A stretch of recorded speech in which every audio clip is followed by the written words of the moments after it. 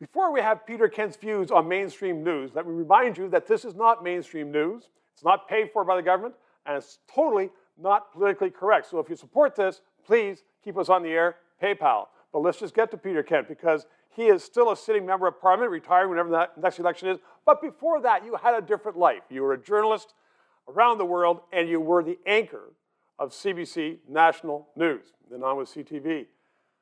Tell me, what's gone wrong with the news these days, the mainstream news?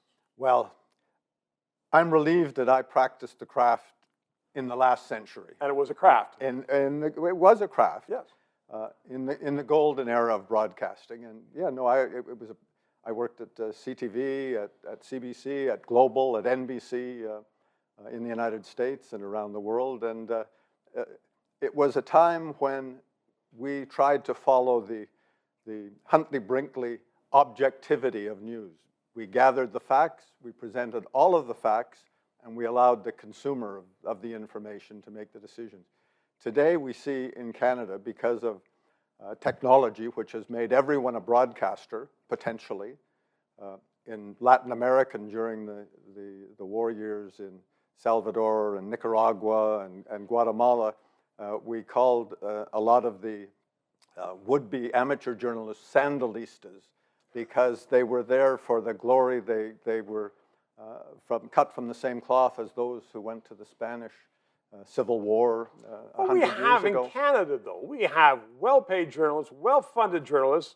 CBC and all kinds of other organizations are accepting money from the Trudeau Liberals, and we aren't getting, though, the real stories. Is it because everybody's just so timid? Well, objective journalism can't be delivered if you're dependent on the government for your survival. And you know, when the Liberals brought in this cash for the dying newspapers, right, for the dying print industry, the publishers cheered. The journalists were offended, and we heard from them, but no one paid any attention. The problem today is the CBC is the biggest digital newspaper in this country, heavily subsidized by the federal government, and it's bigfooting all of the private sector media, broadcast and print, who are trying to make the transition to the digital landscape and to make it profitable. And so many people in Canada are just getting the news from the politically correct sources. That's CBC. Right. And I think that it's time for the next government to resize, remandate, and decommercialize completely the CBC. And then there'll still be the need for 3-minute interviews. Peter Kent, great pleasure seeing you. Thank you very, very much. 3 minutes. Our Prime Minister, Justin Trudeau, recently stood up in the House of Commons and prefaced his remarks by saying, "And we will only work from the facts," quote, unquote, and then proceeded to lie by saying Britain was in a horrible, horrible third wave, trying to show, in fact, that Canada was not the worst in the world. Britain, though, had vaccines. Canada did not.